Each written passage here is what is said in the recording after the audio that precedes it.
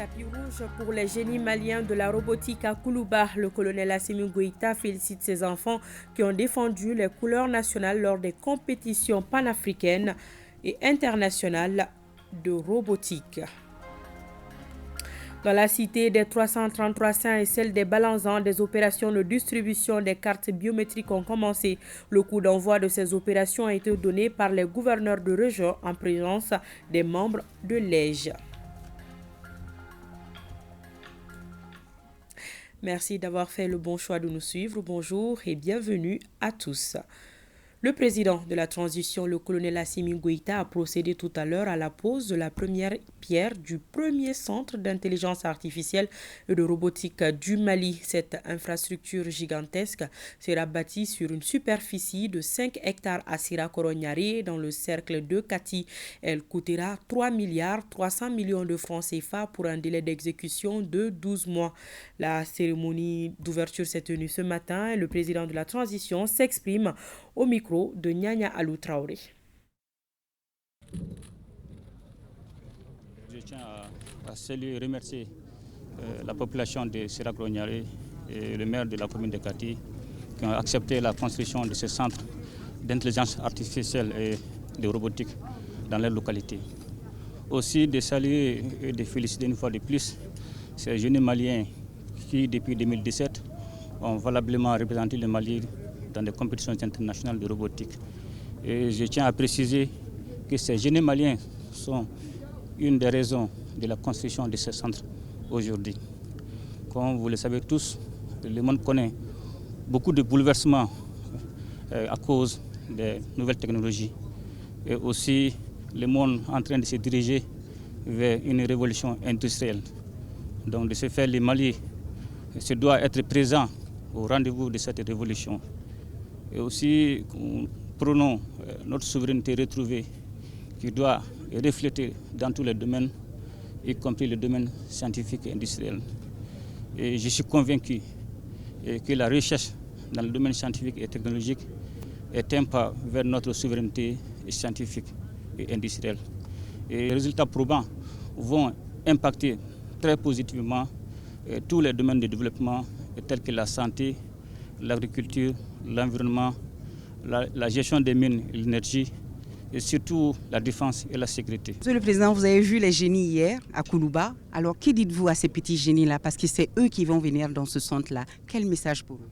Le message que j'ai pour eux, c'est qu'ils constituent l'espoir du Mali et nous leur faisons confiance. Inch'Allah, dans les années à venir, je vous promets qu'ils vont produire des choses extraordinaires pour le développement du Mali. Voilà, vous aurez le reportage complet de Nyanya Alou Traoré dans nos éditions futures. Et dans le même registre, nous allons d'abord vous rafraîchir la mémoire. Il y a de cela quelques mois, les pensionnaires du camp de robotique remportaient le premier prix à Dakar sur la robotique.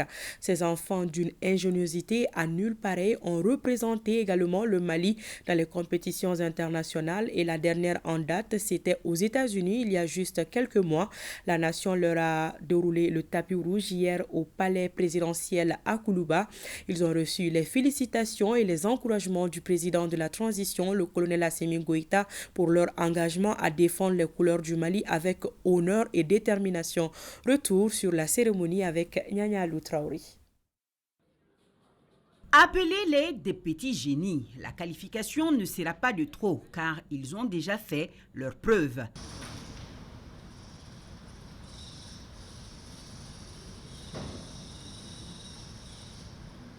Ces deux adolescents, Guindo et Diallo, font partie de ce groupe d'étudiants et d'élèves qui représentent le futur de notre nation. Le camp robotique, c'est un camp STEM où on organise chaque vacances pour former les jeunes. C'était depuis 2017 où nous avons commencé à initier les enfants dans le domaine STEM, sciences, technologies, ingénierie, mathématiques et la robotique.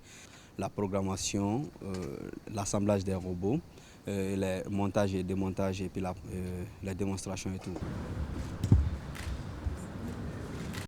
Koulouba reconnaissant du mérite. Le chef de l'État, le colonel Assimi Goïta, décerne à nos jeunes prodiges le prix d'excellence du président de la transition. La fierté du ministre de l'Enseignement supérieur était visible. Amadou Keïta de rappeler à l'auditoire moult récompenses internationales reçues par nos jeunes Maliens. Notre pays a pris part aux compétitions mondiales à Washington en 2017, à Tallinn, Estonie en 2018 et au Texas cette année 2023. Au niveau continental, nous étions présents à Dakar en 2017, 2018 et en 2022 et à Accra en 2019. Le bilan cumulé de ces compétitions est de 13 médailles au total, dont 6 en or, 3 d'argent et 2 médailles de bronze. Nos enfants de 9 à 19 ans nous ont prouvé que sur l'échiquier mondial de la robotique, le Mali avait sa place. Ces jeunes passionnés de mécanique, d'électronique et d'informatique ouvrent à bien d'autres Maliens les portes du futur. Futur qui sourit indéniablement à ces jeunes grâce à la volonté politique affichée du président de la transition, précisera le ministre Keïta. Il annonce également que ce mercredi sera une nouvelle célébration pour les acteurs du domaine avec la cérémonie de pose de la première pierre du Centre d'intelligence artificielle et de robotique du Mali. Voyons du côté des lauréats, des jeunes conscients de leurs responsabilités et tous honorés d'être à Koulouba pour rencontrer le chef de l'État. C'est un honneur parce qu'on ne peut pas toujours voir le président. C'est cool que notre président puisse nous reconnaître étant jeune du Mali. On a bien représenté le Mali. Je suis très fière parce que tout le monde n'a pas la chance de rencontrer le président et de participer à ce genre de compétition. Apprendre la robotique, ce n'est pas un jeu, c'est l'avenir de notre pays. Et puis au Mali, on pense que les filles scientifiques, ça n'existe pas. Mais quand même, je les invite à venir au Mali pour apprendre la robotique. Au nom de mes camarades, je voudrais vous remercier pour tout ce que vous faites pour les enfants du Mali. Nous sommes conscients que notre pays traverse des moments difficiles et c'est pourquoi nous nous engageons à être excellents dans tous les domaines pour relever les défis. La photo de famille immortalise ces moments de grande émotion. Ces sourires font espérer d'un Mali stable et prospère où il fait bon vivre et où le génie créateur a toute sa place. Bon vent au génie et à Robo Mali. À Tombouctou, c'est désormais chose faite. Les citoyens peuvent retirer leur carte biométrique au niveau de la mairie de Tombouctou. Le coup d'envoi de l'opération de distribution a été donné par le chef de l'exécutif régional en présence des membres de l'EJ. Le reportage de Yeya Tandina. Par cette remise officielle des cartes d'électeurs, le chef de l'exécutif régional donne le ton à l'opération de distribution régionale. Une équipe de distribution mise en place par l'autorité indépendante de gestion des élections EJ est désormais logée dans l'enceinte de la mairie de Tombouctou. Comme vous l'avez observé, on vient de débiter les retraits. Les chefs de quartier, les maires aussi, chacun à son tour a retiré sa carte d'électeur. Mon souhait, c'est que ça se passe dans les plus grands respect. Plusieurs citoyens et responsables de la ville ont reçu des mains du gouverneur et du coordinateur de l'EJ leur carte d'électeur. Cette opération a suscité un grand engouement selon le gouverneur de Tombouctou. Les gens sont mobilisés pour venir retirer les cartes pour accomplir leur devoir civique les jours du 18 juin.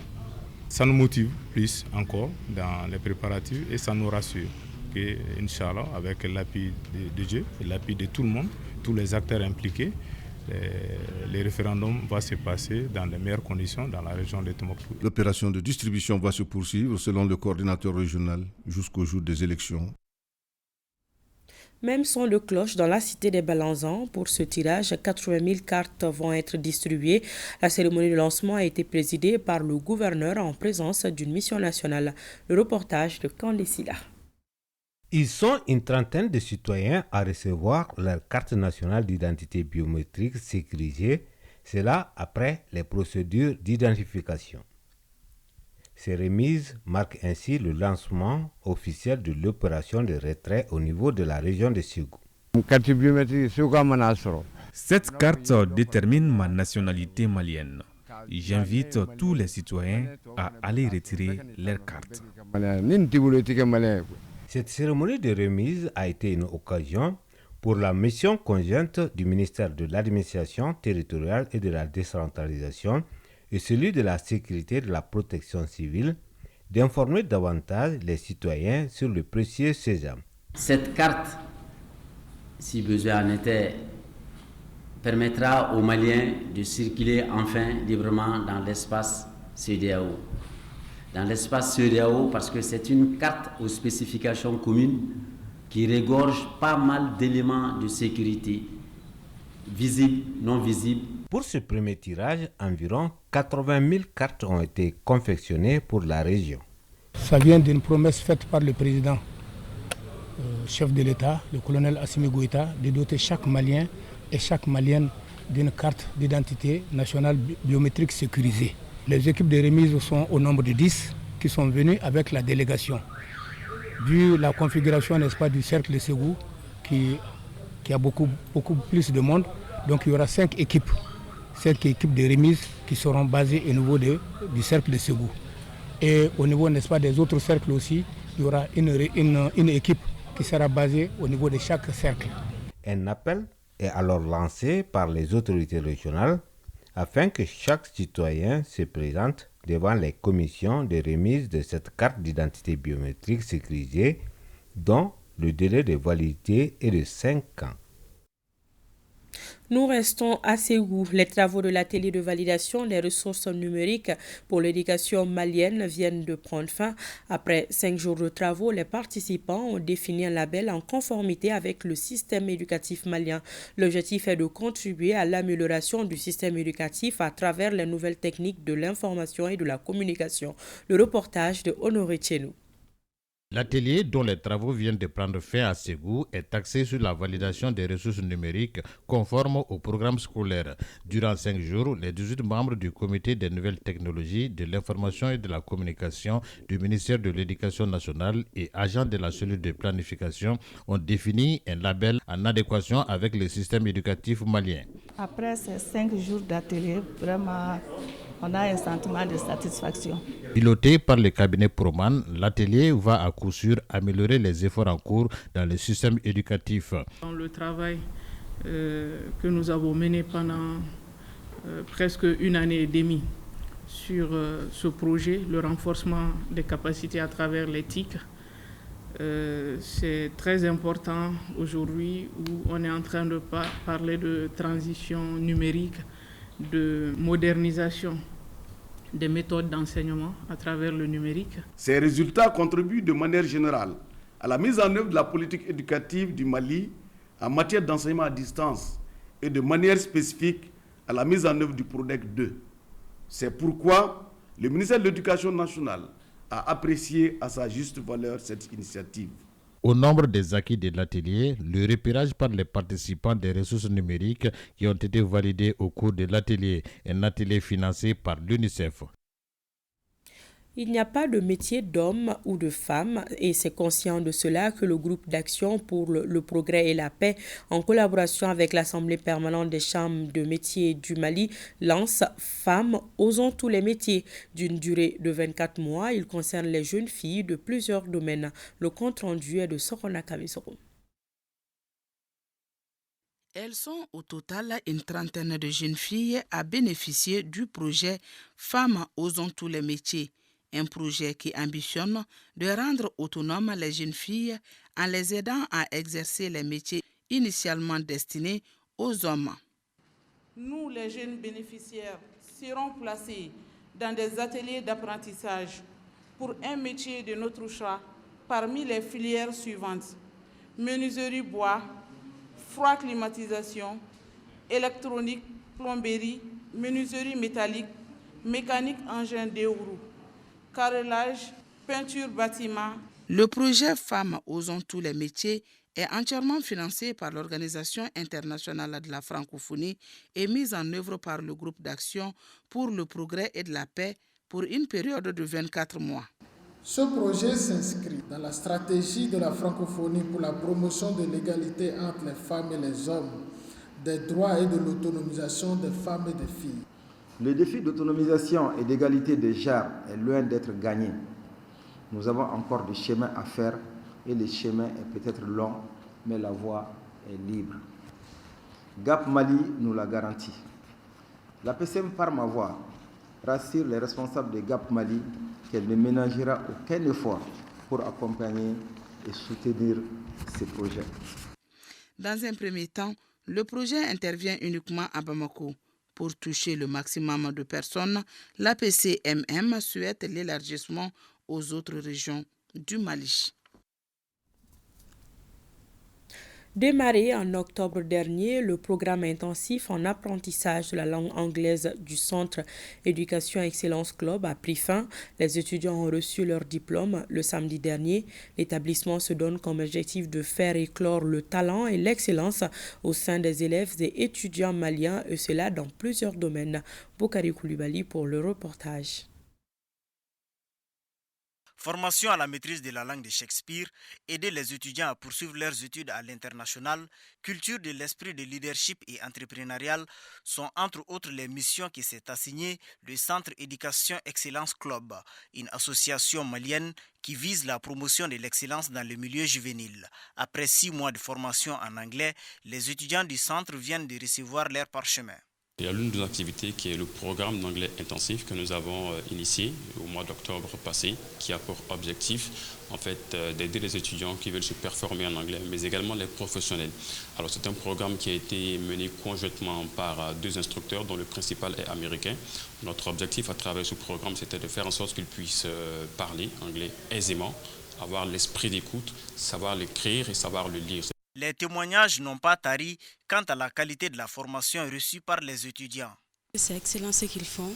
Déjà, ils m'ont beaucoup aidé en anglais et en plus, ils m'aident encore pour mes études au Canada. Donc, je trouve que ce qu'ils font est très bien. Il dit que c'est une très bonne école ici. On nous apprend à parler anglais, nous exprimer correctement et je suis très content d'être là. Une visioconférence avec le président de la Fédération des centres, clubs et associations de l'UNESCO a permis aux uns et aux autres de s'imprégner des opportunités qui s'offrent aux étudiants effectuant leurs études aux États-Unis.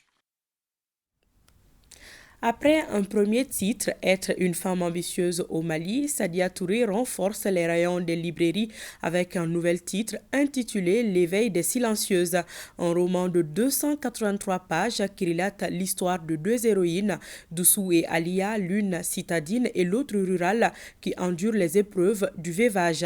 La présentation du dit ouvrage a réuni plusieurs acteurs et amateurs du livre.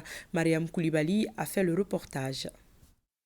La vie sans son conjoint, c'est la triste réalité que découvrent subitement les 2 personnages clés de ce roman intitulé L'éveil des silencieuses, à savoir Doussou et Alia. Le parcours de ces femmes inspire l'auteur à aborder plusieurs thématiques. Il y a la question du lévirat que j'aborde. Je questionne surtout la place de la femme dans notre société.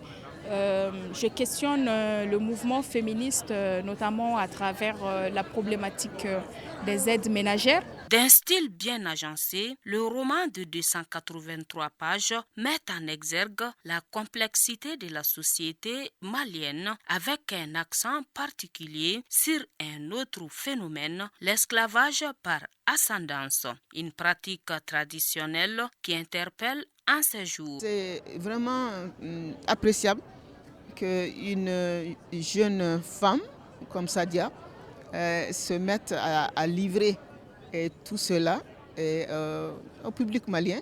Et c'est aussi un encouragement pour les autres femmes et hommes de notre pays d'écrire, de s'exprimer là-dessus et de provoquer le débat. La rencontre, qui a regroupé plusieurs acteurs et amateurs du livre, a été marquée par des séances de témoignages, d'échanges et de dédicaces. L'éveil des silencieuses a retrouvé dans nos librairies. Les épreuves du brevet de technicien session 2023 se déroulent normalement dans les académies d'enseignement de Koutiala et de Djoila, constat fait par les responsables administratifs et académiques. Suivant. Le climat est très favorable, vu qu'il n'y a pas de désordre dans la cour. Les surveillants sont tous là, ainsi que les chefs de centre. Donc cela augure d'une réussite et d'un succès pour cette année scolaire. Donc je crois que nous sommes fin prêts pour que les examens au niveau de la région de Koutiala se déroulent normalement. C'est à l'école professionnelle Jim Silla que le directeur de cabinet du gouverneur Sirima Kanouté a procédé à l'ouverture de la première enveloppe contenant les sujets de comptabilité. Après la remise symbolique de la première copie du sujet, le chef de l'exécutif régional a prodigué des conseils. Nous pouvons attester ici que les épreuves ont bien démarré. Les surveillants sont sur place, les élèves aussi sont sur place. Et que, on peut dire que le moral est bon. Les enfants sont en bonne disposition. Le conseil, comme d'habitude, c'est de leur dire de compter que sur eux-mêmes. Et que nous avons besoin, certes, des cadres, mais des cadres bien formés. A noter que pour cette année académique, l'Académie d'enseignement de Douala compte 1505 candidats, filles et garçons, toutes spécialités confondues. Voilà les précisions de nos correspondants régionaux Brahima Koné et Daniel Fomba. Les berges du fleuve Djoliba ont vibré au rythme de la libation ou djibon en Bambara. C'est une pratique ancestrale qui permet aux vivants d'être en contact avec le surnaturel à travers les offrandes. L'événement est organisé par l'association Mayamblo en collaboration avec le mouvement Bois Sacré. On en sait plus avec Mariam Koulibaly. Célébré chaque premier dimanche du mois de juin, la libation ou djibon offre l'occasion aux traditionalistes et pratiquants du culte des ancêtres de se retrouver et de faire des adorations. Le rituel se déroule simultanément dans plusieurs pays. Djibon, ça veut dire verser de l'eau. On verse de l'eau pour deux raisons.